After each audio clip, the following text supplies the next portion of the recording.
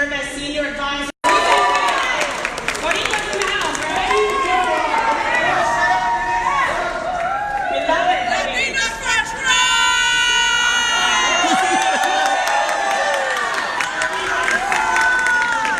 And I love this. My mother was born in Aguadilla, Puerto Rico. My father in Ireland. And I had the benefit of being in this country, getting a great education, serving as a prosecutor, and then as senior advisor to the president after being in television for over a decade. My God, only in America and only in Donald Trump's America, where this country will never be a socialist country.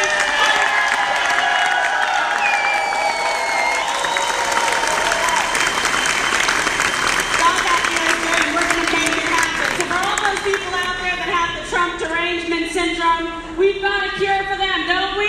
4 more years!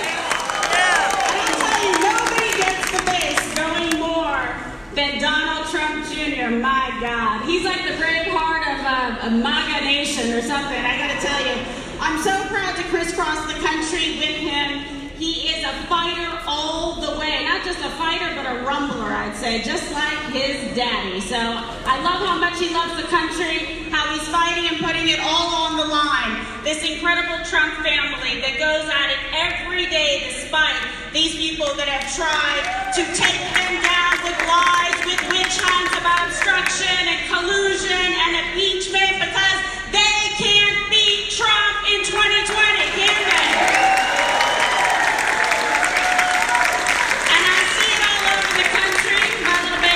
General of the meme wars. He sure has fun with the left, with the snowflakes, because he knows how to trigger them. So what better way? With this book, November 5th, called Triggered. It is absolutely fantastic. I might have taken a sneak peek or two, if you get my point. But he's fabulous. He fights every single day. And I gotta tell you, he does it with a smile on his face, because he's having a good time, and the other ones, their heads are exploding. So it gives me great pleasure to introduce the true savage of MAGA Nation, Donald Trump Jr.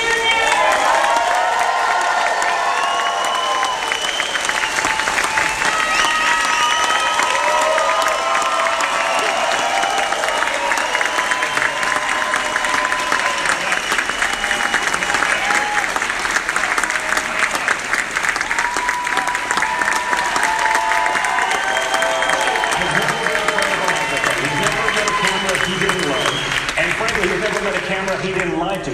Adam Schiff is basically the Jussie Smollett of Congress on steroids. I've never seen anything so ridiculous. And if a Republican member of Congress tried to get away with this, the media would be all over them. They wouldn't just accept it.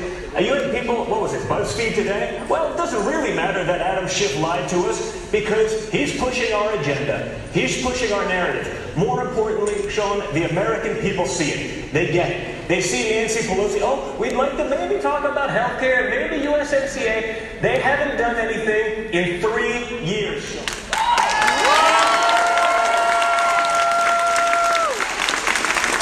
Well, it was great to be here, guys. I'm still in it. Well, thank you so much. It's great to be here.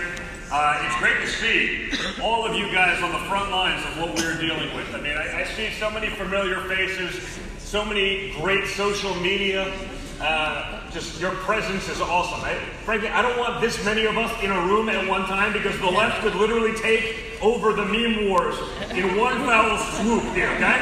Now, the left will never be able to meme, but we can't have all of our best talent in one room, right? As a general of the meme wars, we got to be a little bit more protective of our people. So, now, guys, thank you so much. And that clip, I wasn't expecting it necessarily, but it is so true. And I think the American people get it. They see what Adam Schiff has been doing, not just over the last 2 weeks, but over 3 years. If you look at me, as I would say, arguably the #2 recipient of Democrat bullshit.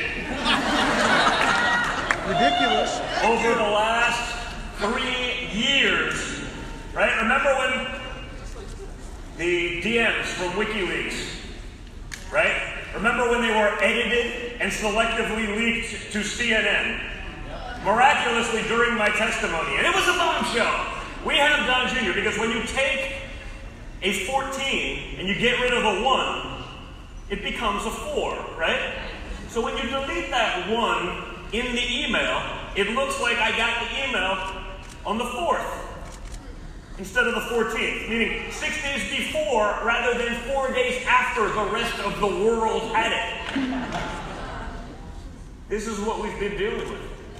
This is the insanity of the left. And the analogy of Adam Schiff being the Jussie Smollett of Congress is actually sort of an understatement in the sense that Jussie Smollett did it once.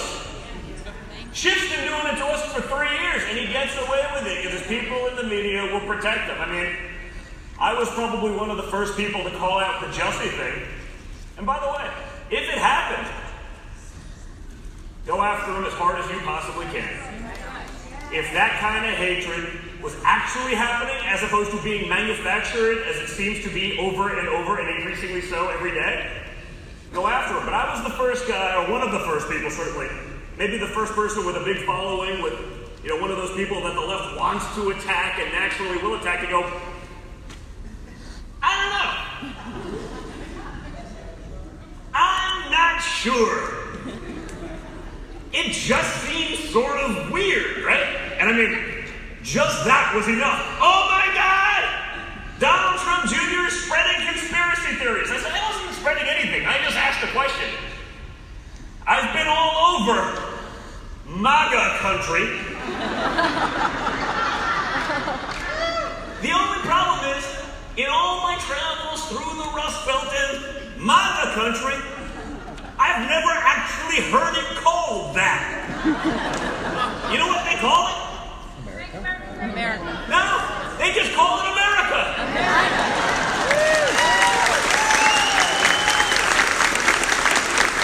It's not rocket science, so it's like, oh, wait a minute. Jussie, in all fairness, you'd have to be pretty stupid to go out in downtown Chicago wearing a Make America Great Again hat. I'd say the chances of being shot and killed in about 15 seconds are substantially higher than running into a really rich actor at Subway at 2 a.m. on the coldest night of the year. I don't know. I was like, I just don't see it. You know what most really rich actors do at 2 a.m.? Seamless. They order online. They're not going to Subway. They don't wear a noose made out of shoestring twine for 45 minutes after the attack. They probably take that off. I don't know. I just said it. I go, I just don't see too many people roaming the streets of downtown Chicago on the coldest night of the year carrying a bucket of bleach and a noose. On the off chance that maybe some really rich actor will be out prowling the streets. Also, if you're a piece of garbage racist like that, you probably have no idea who Jussie Smollett is, because I have a feeling you're not watching Empire.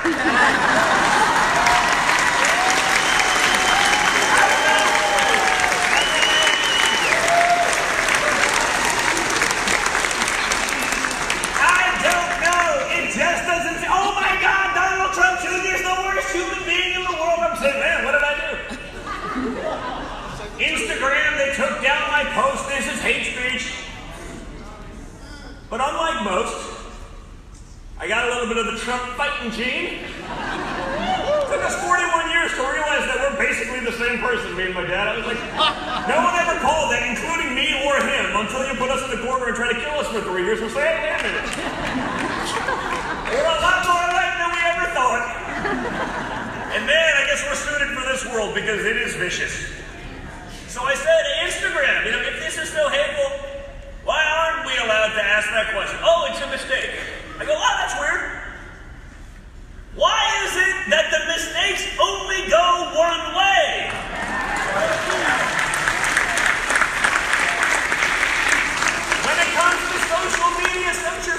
You cannot name a single leftist who's ever complained about being deplatformed, about being subdued, about being locked out of their account. But it's interesting, because I love my followers, and there are many of you in the room. Like, I actually interact with a lot of you. That's how I've met.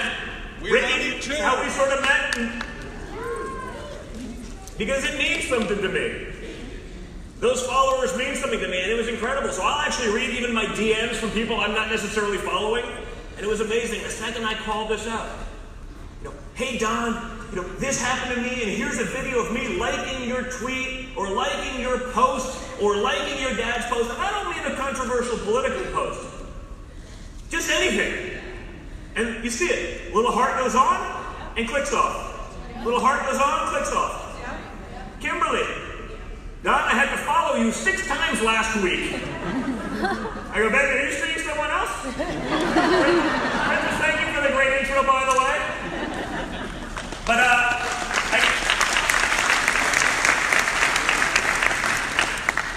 my own girlfriend has to follow me every week because, unless she's lying to me, which is a distinct possibility, very distinct possibility, but unless she's lying to me, she's not unfollowing me on purpose. They are doing it for her to suppress us. Right? Last week, you may have seen me do it. Instagram. I typed in my handle, like my full handle, Donald J. Trump Jr. You didn't come up. I came up on page 6. I got 2 million followers, and by the way, I share the name of the President of the United States with 14-something million followers, and he didn't show up either. Hey, Instagram. Oh yeah, it's an error. Bullshit. It's not an error. There were accounts with machinations of my name, like Donald Trump Jr. 64724_1976, with 3 followers that showed up before me in the search engine, okay? That doesn't happen on the other side. But think about it, guys. If they can do that to me, if they can do that to the President of the United States, who can they, and more importantly, who aren't they doing it to?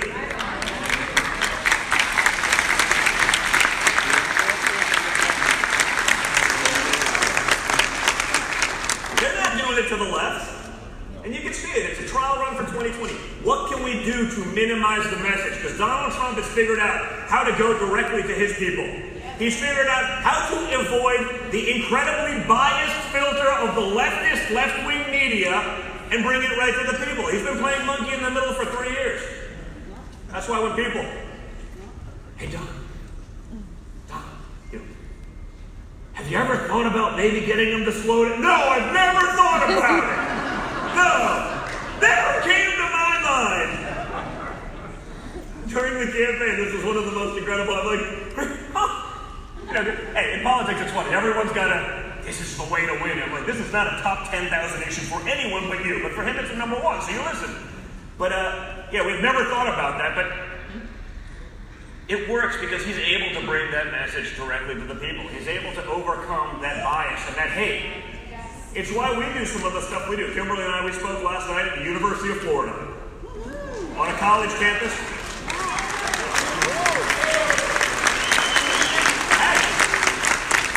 Just like my father said in 2016, he's got to be the president for all people.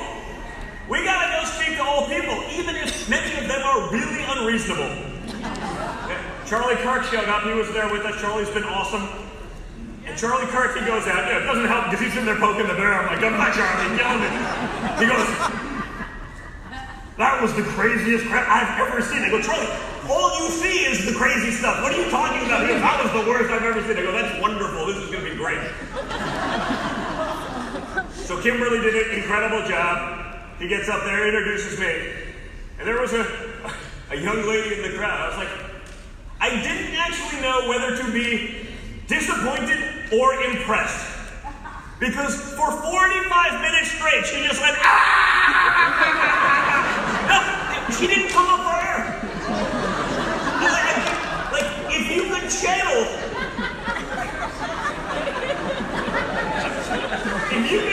that amount of just hate, enthusiasm into something actually productive, you could maybe do something. But I'm sitting there like, wow, like I sort of want to give her a job. Because you know she's majoring in like underwater basket weaving feminist studies. Something where I promise you the $300,000 she's spending on college will not be able to pay it back. I can promise you that. If we could channel that energy though, it'd be pretty amazing. But that's the reality. We will get out there.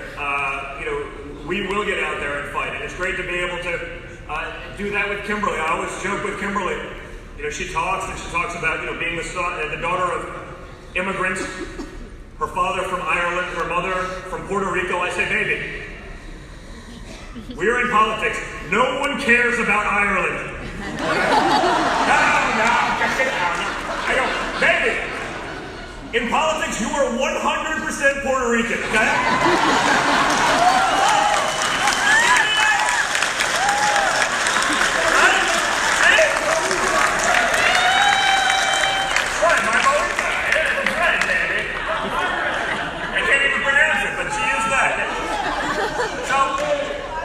So I said, Kimberly, because she keeps saying about her father. I go, it doesn't matter. She won't listen to me. I go, Princess, if Elizabeth Warren can be Native American, being 1,024th, maybe 1,000, because we weren't sure. It said maybe. You can be 100, you can be like 12,000% Puerto Rican based on that.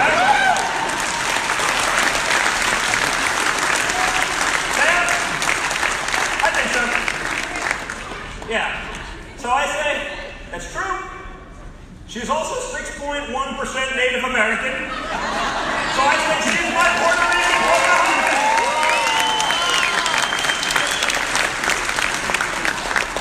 By the way, that makes her about 15,000 times more Native American than Elizabeth Warren.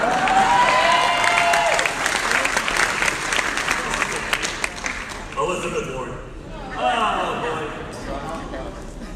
Think about what was going on in that room. First of all, think about how weak a person is to be trolled into getting a DNA test. Like me, I put out a bet on Twitter, I go, $10,000 to the Native American charity of your choice that my girlfriend is more Native American than you, Elizabeth. Great, gets to be expected. My father had a little bit more efficacy. He pushed it a little harder. She did it. But more importantly, think about the judgment. Think about the brain trust that was going on when they got back the report that said, maybe 1,024th. Holy shit, that's a win. I mean, this is not someone I'd like negotiating to buy a cheeseburger at Trump Doral. We're going to give this moron the nuclear football? I mean, think about it. They thought, let's see, if your ancestral lineage was about a few times the size of this room, maybe that guy in the back may have been a little bit Native American. They're like, this is a win. But it shows you the extreme lack of judgment. And more importantly, if it wasn't lack of judgment, it was a knowledge that no one in the media would hold you to account for the lies that got you tenure, that got you jobs, that you based senatorial and other governmental campaigns on. Your entire life is a fraud, and you got there likely by displacing someone who could have probably actually used that help.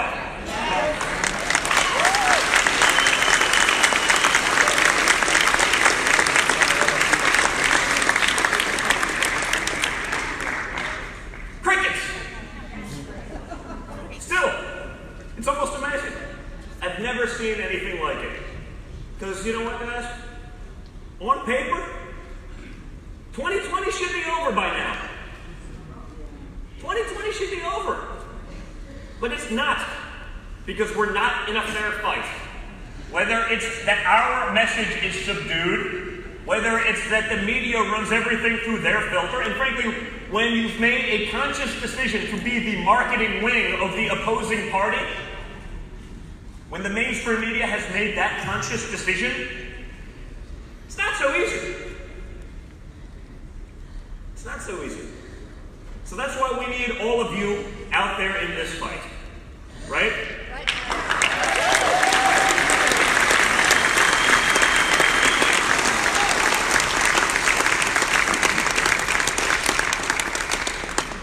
When you look at the results, all-time low unemployment for African Americans.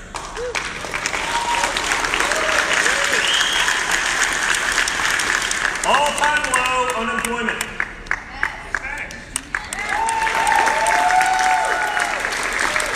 Women. Highest level of new entrepreneurship for women and African Americans, and I believe Hispanics as well.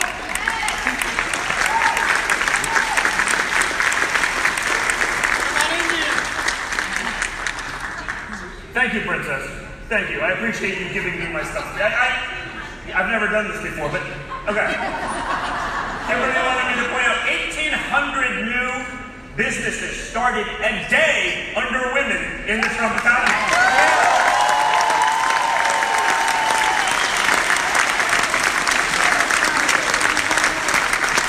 But more importantly, in the statistic that I never see anywhere else, 6.3 million people off of food stamps.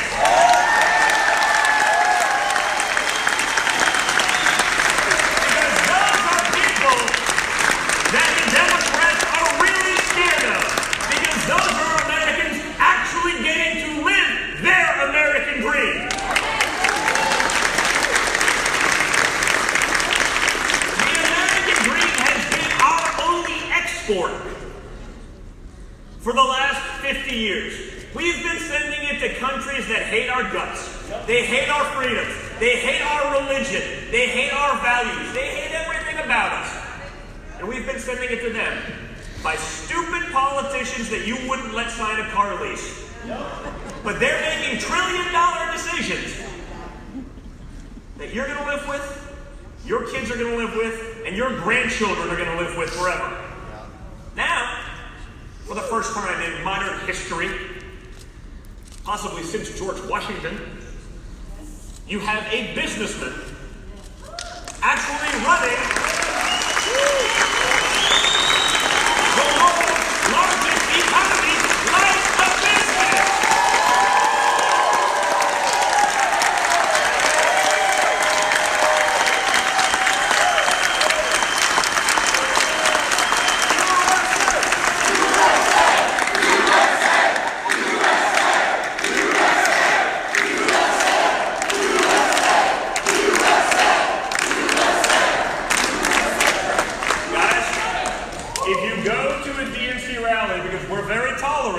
And if you want to hear the other side, we welcome that, because trust me, they have no ideas that are unique, new, or even remotely intelligent. If you make the mistake of chanting that there, just be careful, because I cannot guarantee your safety. So you do. You have a businessman running the world's largest economy like a business, and the results speak for it themselves. It's why you don't hear about the economy during the Dem debates. They don't want to talk about, well, yeah, 6.3 million people. That's about 2% of the population removed off the food stamp roster. Those people are able to fend for themselves. The other party, all they have is dependence. They need you to be dependent on them because they offer nothing else. That's why big government has failed. And I have a book coming out in early November, November 5th. It's called Triggered. You can pre-order now. I want to bring it to number one. Not so much because I care about being number one, but it will actually drive them crazy. It will trigger them, so to speak. Frankly, the only Number one, because they're screwing you, which you know they will try to do to me. Because it gives me something to complain about for the next 14 months. Either way, I win. But one of the topics I sort of talk about that is this sort of growing trend towards socialism and communism. It's so cool. It's great. I have a little bit of experience about this, and I wrote about it more extensively in the book, but my mother escaped communism. She did that. My grandfather, who was a blue-collar electrician in what was then communist Czechoslovakia, at a young age, he spoke with my father, and he saw what was going on. He said, listen, it's incredible. You're very blessed to be able to have this. The boy's got to see the other side. I spoke Czech at a very young age. He brought me over there, starting at about the age of 5 or 6 years old. I spent 4 to 6 weeks there every summer. I've waited in those bread lines. I've done it. Right? This is an old school. This is my grandfather, right? This is the old school Eastern European guy. He wasn't going to get stuff for me. I was going to get stuff for him. So I've waited in those lines. I've seen what that system does to good, smart, hard-working people where there's really no incentive to go above and beyond. Not even a little bit. One of the first and earliest sort of memories, because I was actually scared, was the first time I went over there. It was the 80s. I thought it was really cool. I was wearing like a jean jacket. It's probably cool again, or it has been throughout time. I don't think I fit in that jacket anymore, but like that man in a little coat. But I was wearing a jean jacket, and it had red and white stars on it. I was going through the customs line there for the first time, and I got pulled out of that line by the communist government. Those stars, the red and white stars, the blue jean jacket, that represented America. That was freedom. You can't have any of that. Why are you wearing it?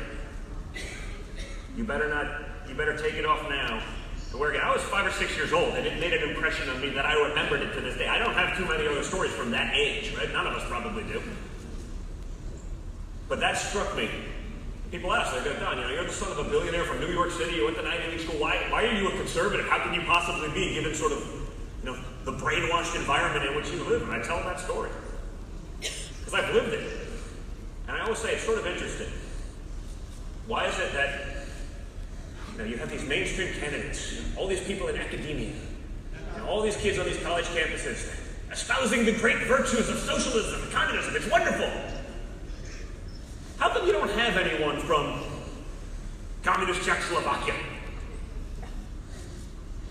How come you don't have anyone from China that's more relevant these days? How come none of those people are here saying, no, bring that shit here, it's awesome.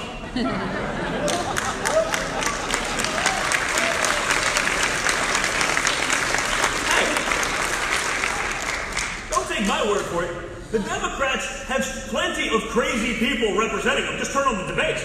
Yep. You would think that if these systems were so wonderful, there'd be at least one. Can you name one? How about Venezuela? Let's bring it a little closer to home. Yeah? Is there one person from Venezuela living in the United States who will say, we should bring socialism here? Not even a little bit. It doesn't exist. And yet, it's becoming mainstream thought. So that's the problem that we're faced with here, guys. We've never had a greater divergence between right and left. In 2016, when my father said, what do you have to lose? Yeah, honestly, nothing. Right? Both sides failed everyone. They tell you what they want to hear. No one really does anything. Well, my father's done a lot. Yeah. He's gotten things done. And more importantly,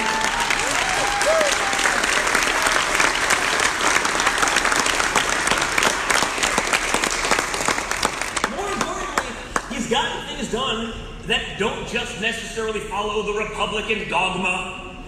Right?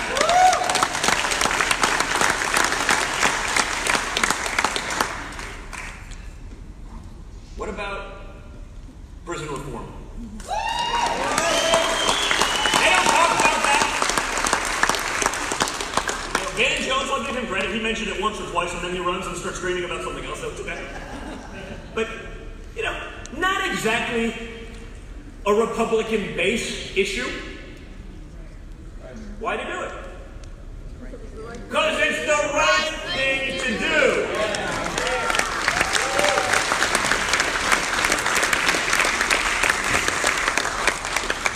Opportunity zones. Same thing. It's not helping a lot of the Republican base, but it's the right thing to do to give those inner cities a chance to thrive, to create some tax revenue, to build up those schools, to let those kids get an education. Hopefully they can live that American dream we all want for ourselves and every citizen of this country.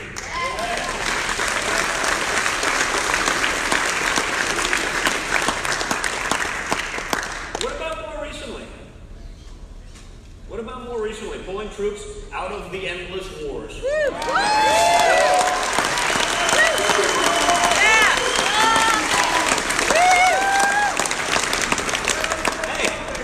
all these guys are saying, oh, it's so terrible you're doing it. Okay, fine.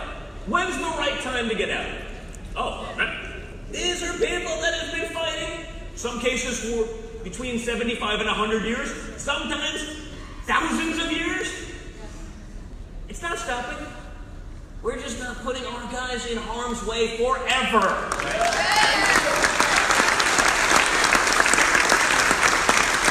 He campaigned on it, and like so many other things he campaigned on, unlike most politicians, on both sides, by the way, he actually delivers on his promises.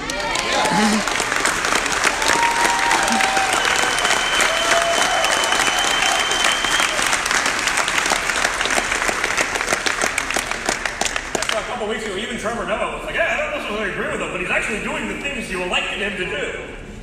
But more importantly, and perhaps the bigger point, think about how crazy it is that we live in a time where it's unusual, where people are shocked that a politician would actually do the things he said he was going to do.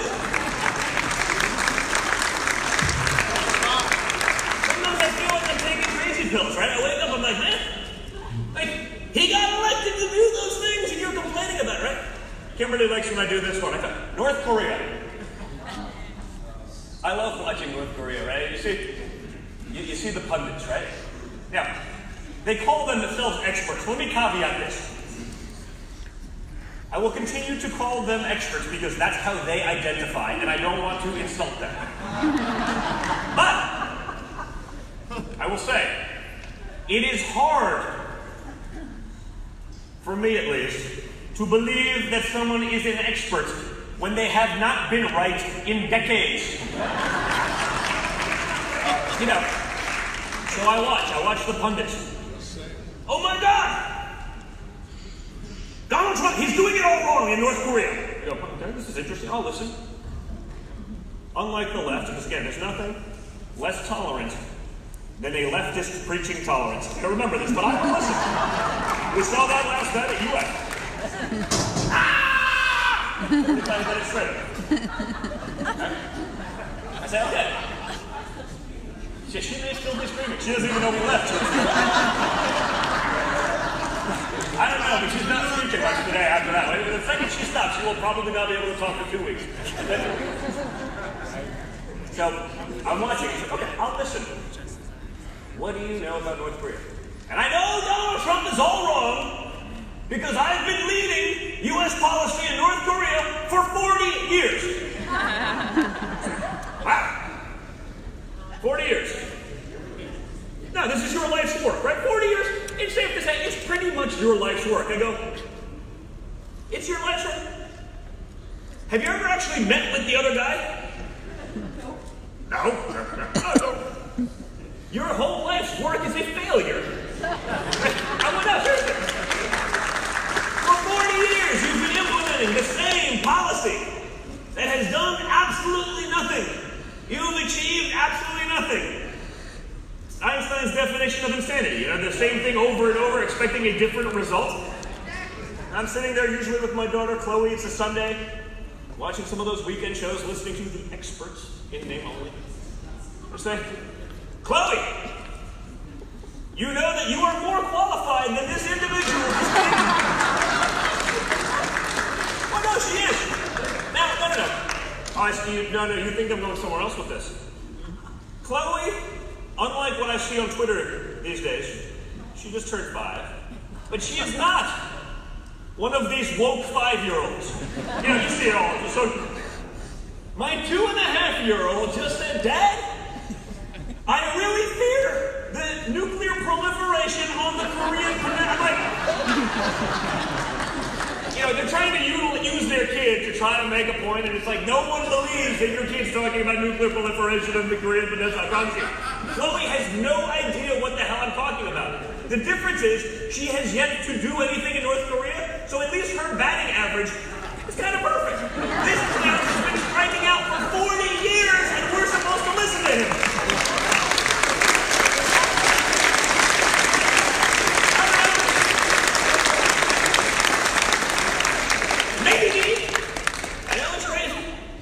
Maybe we do something different. So we have. Yes. And now we have dialogue. Okay? We did the same. We moved the embassy to Jerusalem.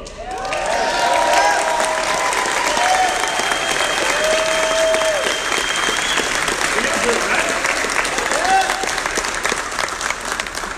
Bush, Clinton, other Bush. Him too. Obama. They all said they were going to do it. Why didn't they do it? They all promised it. They all said it. It was de facto U.S. law. It passed the United States Senate 99-0 at one point. Media. It's going to be the start of World War III. Billions, not millions, billions of people were going to die if this happened. Wow, that's, you would think our government has been set up pretty well. There are checks and balances. You would think that something that would be the start of World War III and the death of billions of people would not pass the United States Senate 99-0. What do I know? I don't know. So, unlike the guys who basically didn't have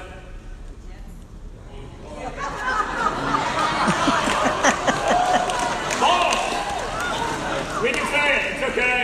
They'll kill me in the press one way or the other. By the way, I can come up here and endorse Joe Biden and they'd still kill me, so it doesn't matter, right? You had someone that actually had the resolve, the guts, and more importantly, the rest of the world saw it. And they watched America take its rightful place as the leader of the free world once again.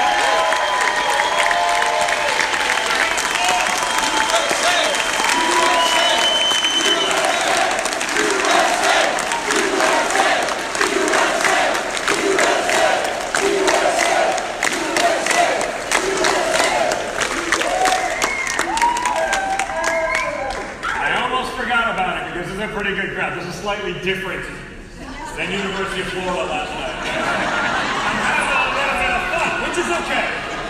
Life's too short not to have fun, and most of these stiffs, it's like, man, they can't even out-woke themselves on the other side, right? You see this?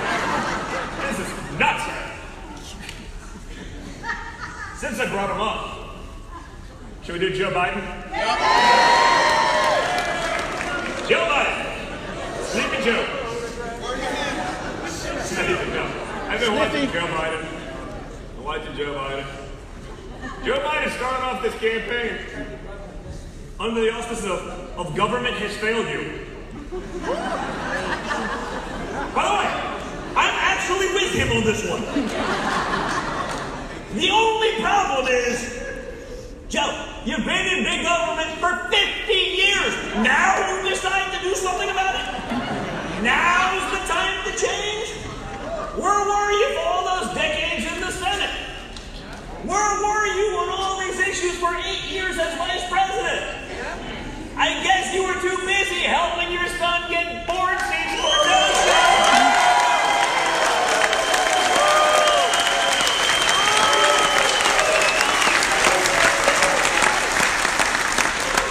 Some of you who've heard me speak before have probably heard me talking about the Ukraine and the BS that's been going on there. Amazingly, no one in the media discussed it until they could magically somehow try to make it about Donald Trump and not Joe Biden. I mean, you can do that when you take out 540 words. Oh, 500, that's like 7 minutes ago in this talk, okay? Just take that all out. We can pretend that this is about Trump. Now I get to hear it. No, it's wonderful. I love this news. Now I hear in the press, apparently, family is off limits.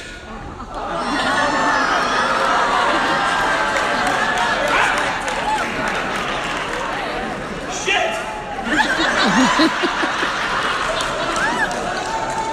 It would have been nice to have family off limits 3 years ago as they're trying to throw me in jail for taking an unsolicited phone call.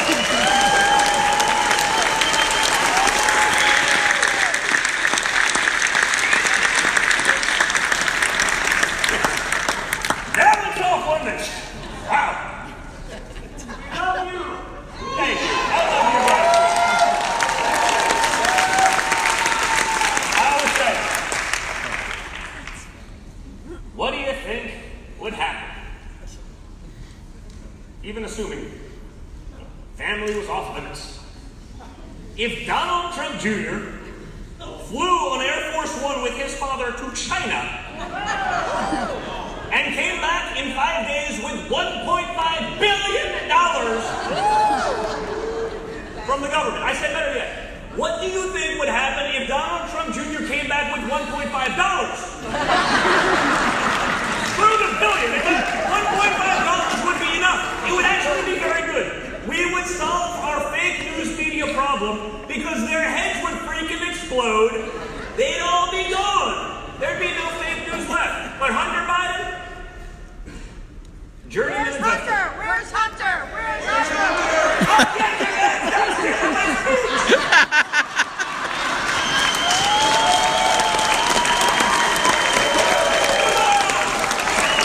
I'm building. I'm building here. Work with me, folks. What are you, students at UF? I'm building. We were with a very large investor. Some of you guys I told the story to in a small group earlier. I probably won't mention his name, but you were in the room, man. You can vouch. This is someone you know, right?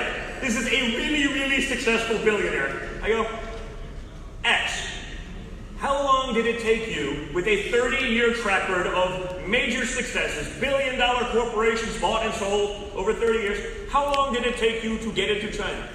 Well done, it took me 9.5 years. Interesting. I go, what do you think the odds of someone with zero track record, someone who's been thrown out of the Navy for doing coke, someone who turned in a rental car with crack pipes in it, someone who's in the process of hiding from a process server because apparently he got a girl pregnant, whatever, and isn't willing to pay the child support. How do you think that guy would do negotiating with the Chinese government? You think that he would get $1.5 billion in 5 days? He looked at me like I was an idiot. Like, because he probably didn't know where I was going, but he said the answer is it's zero. He goes, unless, of course, they were buying you. Which is, of course, exactly what they were doing. Right? What do you think are the odds that the media would have no issue if Donald Trump Jr. was taking that $83,000 a month to sit on a corrupt Ukrainian energy while your father's got out there saying, I'm in charge of Ukraine? Oh yeah, that's totally legit. They'd give me the pass, right? If that's the case, media, since you're willing to give us the pass, please someone find me that job. It would be so much easier than screaming at students on college campuses, right? It'd be so much easier to have a no-show job for a business I know nothing about in a language I don't speak. Everyone should get 83. This is like Andrew Yang's plan, right? Give me $83,000 a month. It's wonderful. Where does it come from? Nowhere. It's magic. We're all Santa Claus.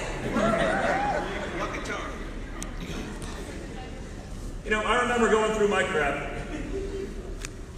There was cameras parked in front of Kim's apartment. Yeah. Kim, she never had a bad story written about her once until she started dating me. Then all of a sudden she's like the devil.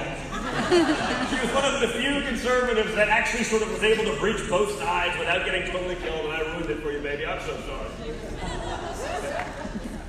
See, that's the price and the sacrifice that Kimberly is willing to make. My sacrifice is that I'm willing to travel the country with Kimberly. It is...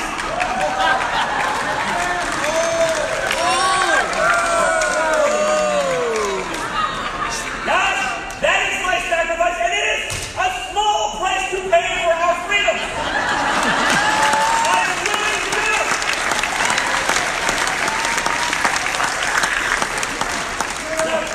So the media camped out in front of my apartment for the witch hunt hoax. No one's heard from Hunter Biden in like a year. No one's even trying to find him. Now? They don't want to know the answers. Where's Hunter? Where is he? Where's Hunter? I think my father got it right when he said last night the only thing Joe Biden was good at was kissing Obama's ass.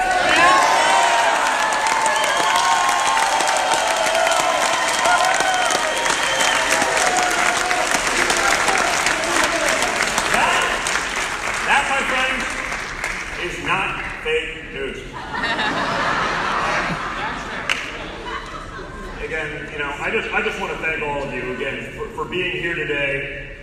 When I see the familiar faces that I've gotten to know, in this sort of incredible voyage, being part of something incredible, being part of this great American political movement. When you see, groups like this being able to assemble and get together to fight for what they believe in. When you look at Minnesota, blue Minnesota last night, and you see tens of thousands of people showing up to support them.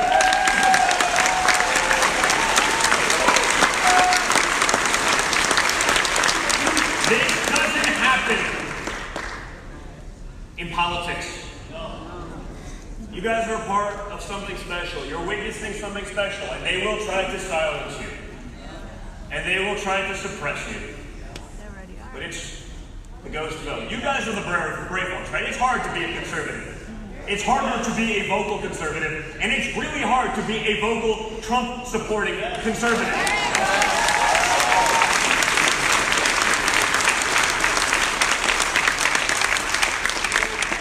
But if you have the guts to do it, you're going to win over those people, because there's a lot of them who've been marginalized, who are sick of it, who are sick of being called racist, who are sick of being called homophobic, who are sick of being called every ist. The ists. Can't even keep track of them anymore. I don't even know what they mean, half of them. Because you could have a fundamental economic or otherwise disagreement. Those people are out there. They were out there in 2016. Not all of them vocal. It wasn't all like the people in this room. You guys have some real guts, okay? Because you will be vocal. But I see it all the time, man. It's the, hey, good job. Keep it up. No, they're not going to go out there wearing MAGA hats. They're not high-fiving. They're doing, hey, thanks for what you're doing. And it's big. And those people aren't accounted in the polls.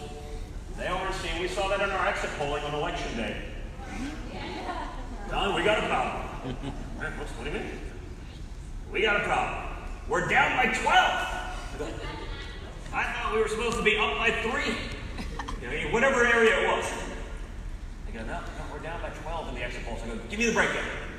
They go, this many people Hillary, this many people Trump, we're down by 12. They go, there's like 15% though that's still missing. We got to get to 100% here. I go, oh yeah, there's like 15% of the people that are saying, F you, we're not telling you who we voted for. I go, that's a Trump voter.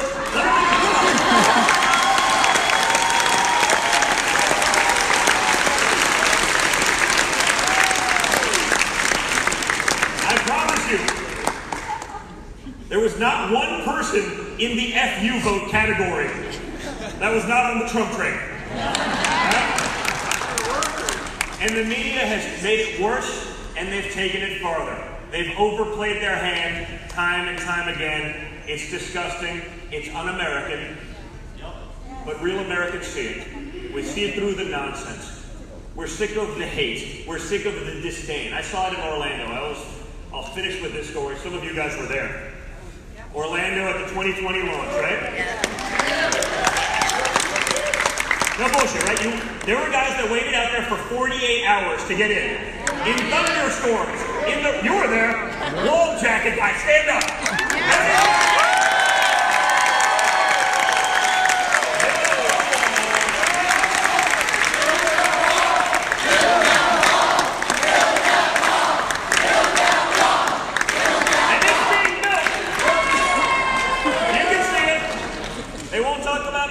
Because they want to make it seem like it's a failure, but it's going up despite every obstacle they can put forth. And that's the most important thing. Trump is doing this despite unprecedented incoming, despite an unprecedented level of obstruction. Imagine what he can do if even one Democrat, maybe two, came on board and said, you know what, let's get USMCA passed. Let's reverse these crappy trade deals. Let's work on infrastructure. They're too busy trying to resist. Right? Because the Democrats hate Trump much more than they love America. And they want to resist Trump much more than they want to work for their constituency and for Americans. But it's going on, and we saw it. And I watched. This was an incredible crowd. There were thunderstorms, lightning. Oh, it was brutal. I got out there, I did like 2 radio interviews. I go, enough! I want AC. I'm spoiled. I get to see him more than you guys, okay? Not one person left. 47,000 people for an arena that can only hold 25. So basically half the audience, thousands of people knew they weren't even going to get in, but they wanted to be there just to listen on the loudspeakers outside.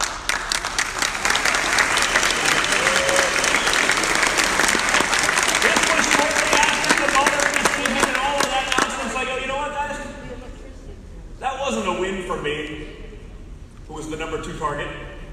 That wasn't a win for my father. You remember, Mr. Mueller. Have you actually even read the Mueller report? No.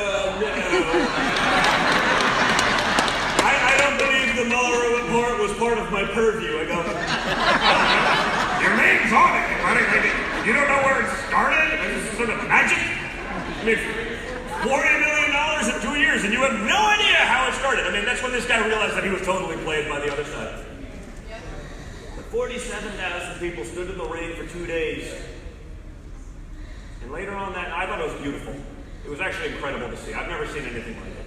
And I've seen some pretty special stuff over the last few years. And I got on, and I went after, spoke, introduced my father and the VP, and on the flight home, I'm watching it on TV and the press. Oh, did you see those people? Oh. They were wearing flip-flops. That must be their formal attire. That's their version of black tie. Ha ha ha ha ha! We're so special. You guys know what I'm talking about. The level of hatred from the fake news media, the level of disdain for hardworking people who just want to live a good life, who just want their kids to experience something special, the America that we all know and love. That's why I do this, guys. I could be at home, doing deals, doing whatever it is, much more limited because we were able to walk away from all of that. Unlike the Bidens, we were international business people before we got into politics.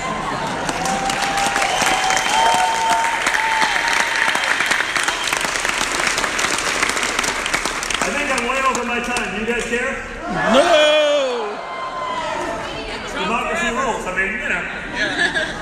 Unlike the Bidens, we actually did international business for decades prior to politics. And we said we weren't going to do new deals. Started now. We had deals that have been in the works since 2004. I mean, we have contractual obligations. We got to finish those out. But the media doesn't talk about that. They don't say we haven't done a new international deal since my father won the presidency. They don't talk about us turning away probably hundreds of millions in new deals that we could legally do, but we just don't even want the perception of a problem. Right? Hunter Biden was in the business before politics.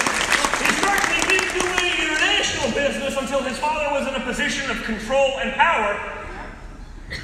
Minor details. That's all the stuff that's left on the cutting room floor. But honestly, for me, as the father of 5 young kids, and I know how that happens now, I do a lot more public speaking now. Get Kimberly to get me a cable package.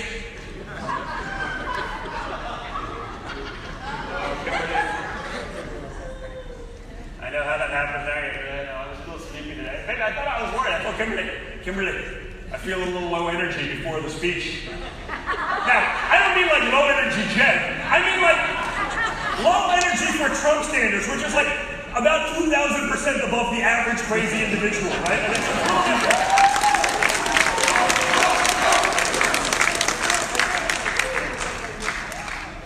But that's why I do this, guys. My father wasn't naive as to what was going to happen when he did this. And unlike the other side, he did not need this job.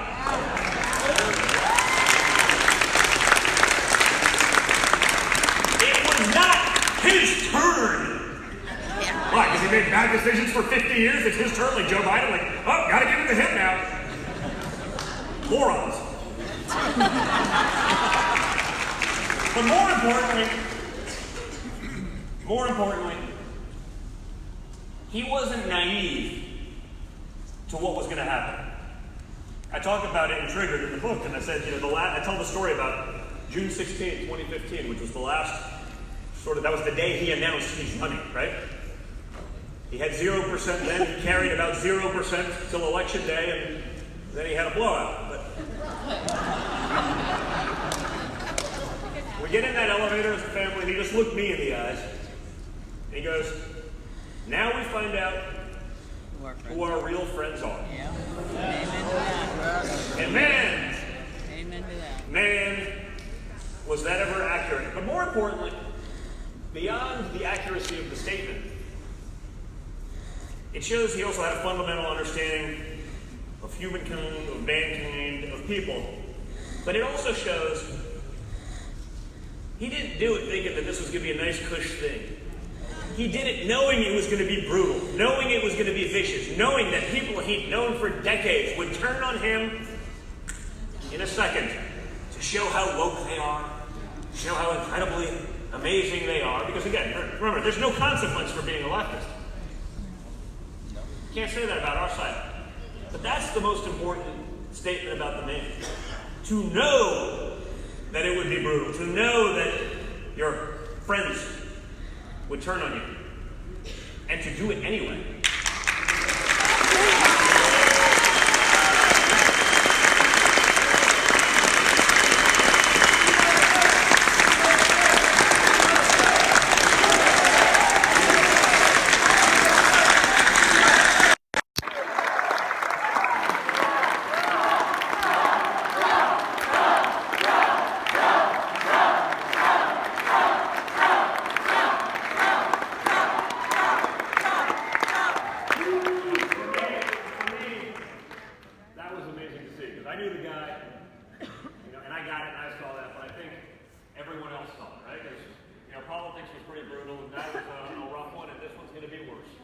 This time they actually think we can win. Imagine the bullshit campaign they're going to run when they actually think he can win, as opposed to, of course she's going to win. I don't know a single person that would vote for Trump. Yeah, because you've never left the room of 3 editorial people on the board of the New York Times. Again, it's going to be rough. It's going to be vicious. And to finish off that story, it's funny, on election day, 2016, I woke up to 10,000 unread emails. Hey, buddy! We're with you all along. I love what you're saying. That's interesting. You haven't taken my call in like 18 months. I wonder what changed.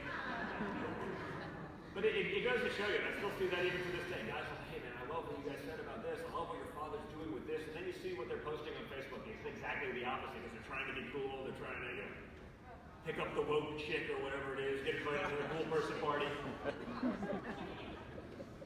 So it's a brutal business, and it's a lot harder when you're on our side. But it's so awesome to me to be able to see a room like this with enthusiastic people, people who are willing to put themselves out there. And these are the people I know.